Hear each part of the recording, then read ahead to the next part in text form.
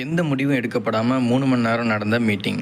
அலாஸ்காவில் ட்ரம்ப்பும் புத்தினும் நேற்று மீட் பண்ணாங்க. ஆனால் எந்த ஒரு முடிவுமே எடுக்கப்படல. ஜெலன்ஸ்கியை ஒரு கொஸ்டின் மார்க்கோட விட்டுருக்காங்க.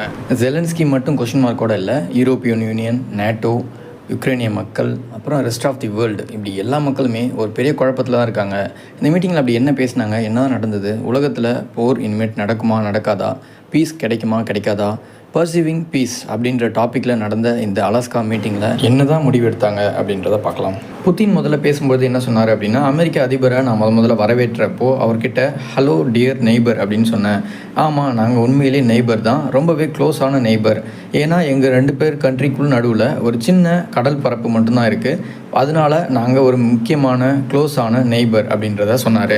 அமெரிக்காவுக்கும் எங்களுக்கும் நிறைய தொடர்பு இருக்குது. ஆர்த்தடாக்ஸ் சர்ச்சு, அப்புறம் 700க்கும் மேற்பட்ட ரஷ்யன் ஆரிஜினில் இருக்கிற நேம்ஸு, இப்படி நிறைய தொடர்புகளை பற்றி ட்ரம்ப்பு கிட்ட புத்தின் அவர்கள் பேசினார். சோவியத் யூனியனுக்காக நிறைய உயிர் நீத்த தியாகிகளோட மொனுமெண்ட்டை அமெரிக்கா நல்லபடியாக பாதுகாத்து பராமரிச்சுட்டு வராங்க, அதுக்கு நன்றி தெரிவித்தார். கடந்த 4 வருஷமாக அமெரிக்காவுக்கும் ரஷ்யாவுக்கும் இடையில் தொடர்ந்து ஒரு பேச்சுவார்த்தை நடக்கவே இல்லை. இது ரொம்பவே கஷ்டமான விஷயம். இப்போது இந்த பேச்சுவார்த்தையும் ஒரு ஹார்டான விஷயம் அப்படின்றத கொஞ்சம் ஃப்ராங்காகவே நான் சொல்கிறேன் அப்படின்னு புத்தின் அவர்கள் சொன்னார். இந்த கோல்டு வார் மாதிரியான சுச்சுவேஷனில் நம்ம 2 கண்ட்ரிக்கும் எந்த பலனும் கிடைக்கல. இன்னும் சொல்லப்போனால் உலகத்தில் எந்த கண்ட்ரியுமே பலனடையலைன்னு சொல்லலாம். எனக்கும் பிரசிடென்ட் ட்ரம்ப்புக்கும் நடுவில் டைரெக்டான கான்டாக்ட் இருக்குது. நாங்கள் நிறைய விஷயங்களை ஃப்ராங்காக ஃபோன் காலில் பேசிகிட்டு இருக்கோம். 2 கண்ட்ரியோட அதிகாரிகள், ஃபாரின் மினிஸ்டர்ஸ் தொடர்ந்து பேசிகிட்டு தான் இருக்காங்க. எங்களுக்கு முக்கியமான விஷயமாக நாங்கள் பார்க்குறது யுக்ரைன் போர் தான். அதோட உக்ரைன் பிரச்சனையை எங்கள் நாட்டோட பாதுகாப்புக்கான ஒரு அடிப்படையான த்ரெட்டாக நாங்கள் பார்க்குறோம் அப்படின்னு புத்தின் சொன்னார். எங்களோட ஒரு பிரதர்ஹுட் கண்ட்ரியாக தான் உக்ரைனை பார்க்குறோம். இதை நான் நிறைய இடத்துல சொல்லியிருக்கேன். இந்த பிரச்சனையை சீக்கிரமாக முடிவுக்கு கொண்டு வரணும்னு நாங்கள் நினைக்கிறோம். உக்ரைனோட பாதுகாப்பு உறுதி செய்யப்படணும் அப்படின்னு ட்ரம்ப் சொன்னதை நான் ஒத்துக்கிறேன். தொடர்ந்து அமைதியை நிலைநாட்ட நாங்கள் முயற்சி செய்கிறோம். இந்த நேரத்தில் யூரோப்பியன் யூனியனோ நேட்டோவோ எந்தவித தடங்களும் செஞ்சிடக்கூடாது அப்படின்னு நாங்கள் நினைக்கிறோம். ரஷ்யாவுக்கும் அமெரிக்காவுக்கும் இடையே வர்த்தகத்தை அடுத்த கட்டத்துக்கு எடுத்துகிட்டு போகணும் அப்படின்னு புத்தின் சொன்னார். இறுதியாக பேசி முடிக்கும்போது, அமெரிக்காவில் 4 வருஷத்துக்கு முன்னாடி ஆட்சி மாற்றம் ஏற்படாமல் இருந்திருந்தால் இந்த போரே நடந்திருக்காது அப்படின்னு புத்தின் சொன்னார்.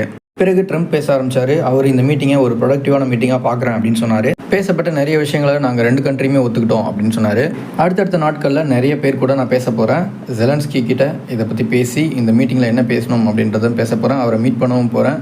அதுக்கப்புறம் நேட்டோ கூடயும் பேச போகிறேன். நிறைய முக்கியமான தலைவர்கள் கூட நான் பேசணும் இந்த விஷயத்தை பற்றி அப்படின்னு ட்ரம்ப் சொன்னார். அமெரிக்க ரஷ்யாவுக்கான வர்த்தகத்தை பற்றி புத்தின் பேசினதுக்கான ஒரு பதிலை ட்ரம்ப் சொல்லாமல் இல்லை.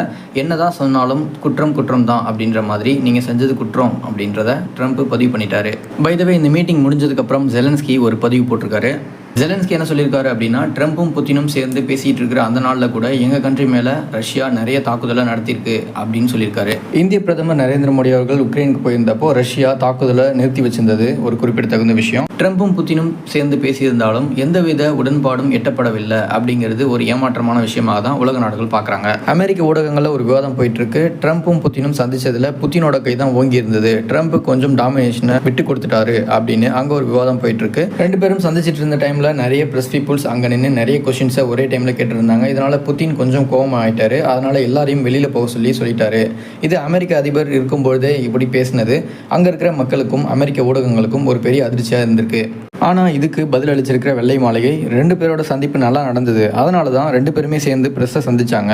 அப்படி இல்லைனா ட்ரம்ப் மட்டும்தான் சந்திச்சிருப்பாரு, புத்தின் கிளம்பி போயிருப்பாரு அப்படிங்கிறத சொல்லியிருக்காங்க. இனி வரும் நாட்களில் ட்ரம்ப் என்ன நடவடிக்கை எடுக்க போறாரு, இதனால் உலக அரசியலில் என்ன மாற்றம் நடக்க போகுது, இந்தியாவுக்கு என்னென்ன விஷயங்கள் நடக்க போகுது அப்படிங்கிறத பொறுத்து வந்து பார்க்கலாம்.